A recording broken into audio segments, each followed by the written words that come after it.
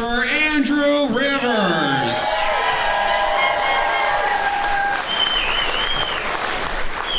Thank you so much. One round of applause for all the comedians you see tonight.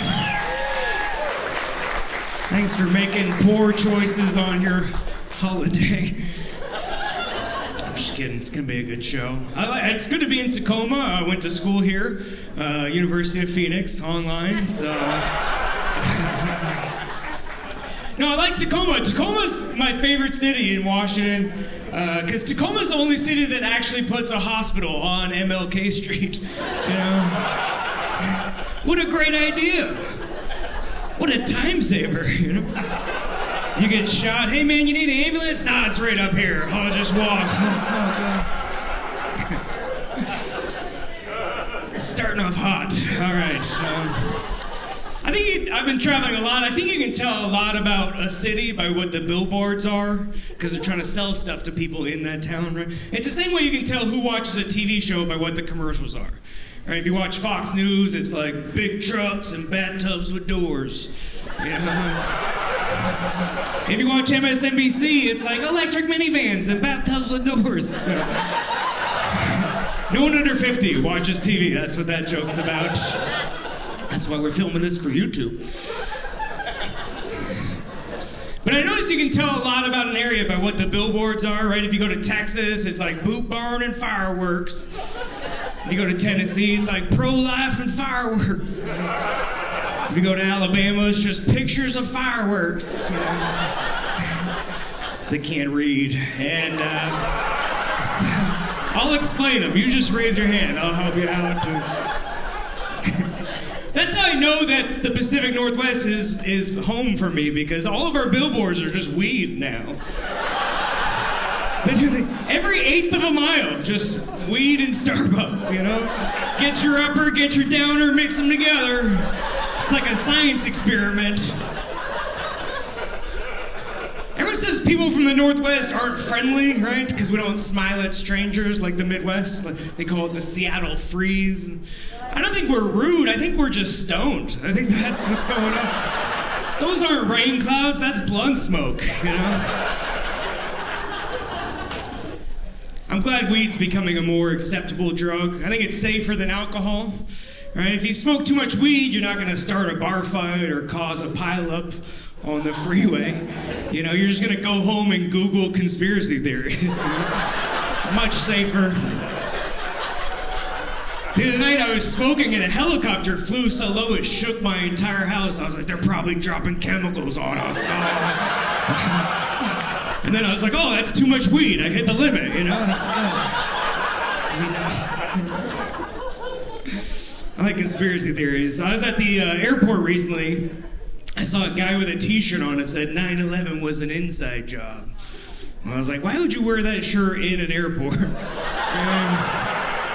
Feels like you're asking for extra attention at that point. You know what else is an inside job? Cavity searches. Happy Valentine's Day. And, one of my favorite conspiracy theories is the deep state conspiracy, which means there's like a secret government running shit and the presidents are just puppets. And my friends call me crazy. I prefer the term optimistic. Otherwise, that means the last two presidents are actually in charge of important shit. That's fucking terrifying. Right now, we have a president with the attention span of a goldfish. And the last guy was literally a goldfish, you know? Just orange and bloated and likes flushing things, Stella Twin. I take it back. My favorite conspiracy is the COVID vaccine. There's a microchip in the vaccine. I don't think there's a microchip in the vaccine. I do think there's a microchip in the My Pillows. I think that's what's going on. It's obviously connected to a tiny speaker that just whispers subliminal messaging.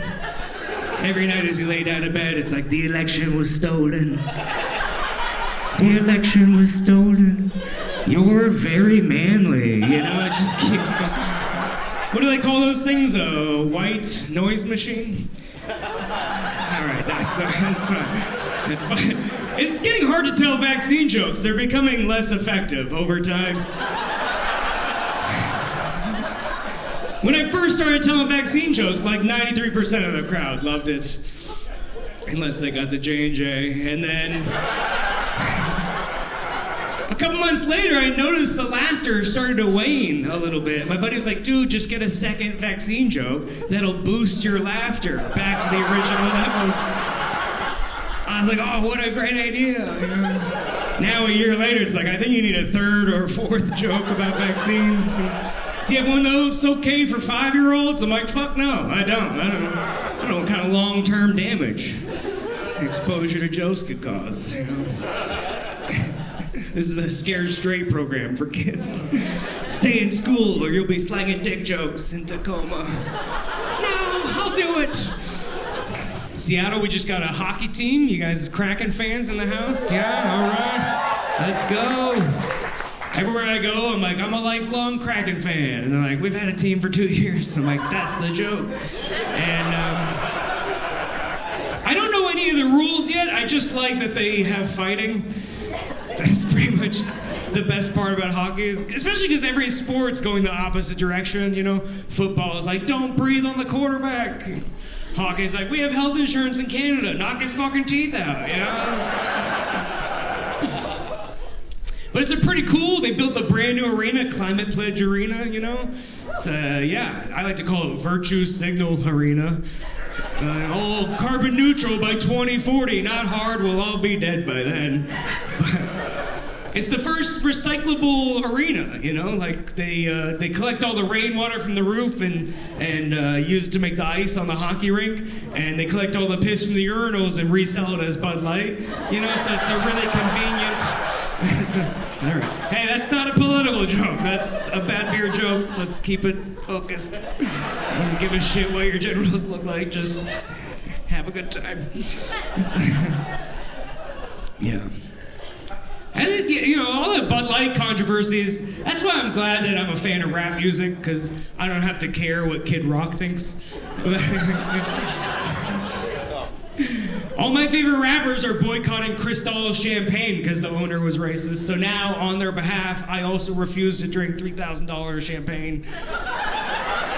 I'm a hero. I like listening to rap music because I've lived in Seattle for 20 years, so now I can't fall asleep without the sound of gunshots every night. And, it's pretty cool to see rappers getting old, though. It's really interesting to me because it's a very personal art form, right? Like when rappers were young, all the songs were about cars and girls, but now Jay-Z's 50, so he's like, invest in art, motherfucker. You know? It's actually really good advice, you know? Snoop Dogg's like, I'm not throwing gang signs, I have arthritis.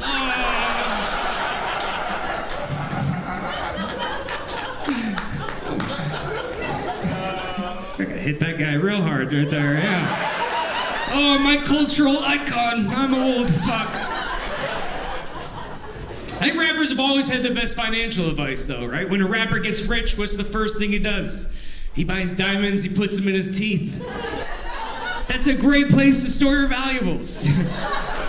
Banks can fail, someone can rob your house, no one's gonna steal your face. And if they do, at least you saw who did it. You know? Pretty cool. Plus, it's just badass to wear your savings account like that.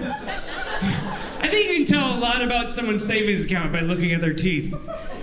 Because if you're missing a few teeth, you're missing a few payments, you know? Blue tooth, probably rich. Yellow tooth, definitely not. One of my favorite rappers is Sir Mix-a-Lot, a Seattle legend, right? Yeah. He made this song, Baby Got Back, and I think, you know, he doesn't get enough credit for being a progressive icon. Right? He was the first rapper to make fat asses cool. That was not a popular opinion in 1992. Imagine the turmoil he must have been going through. Every night after a sold-out rap concert, he's at the strip club, women are shoving their big tits in his face, and he's like, I can't take it anymore. I love big butts, I refuse to lie about it. There's another line from that song that doesn't get enough credit too. He goes, a word to the thick soul sisters, I wanna get with ya, I won't cuss or hit ya. Talk about being ahead of his time. He was anti-hitting women. That's like still legal in Tacoma, you know? Like we're almost there.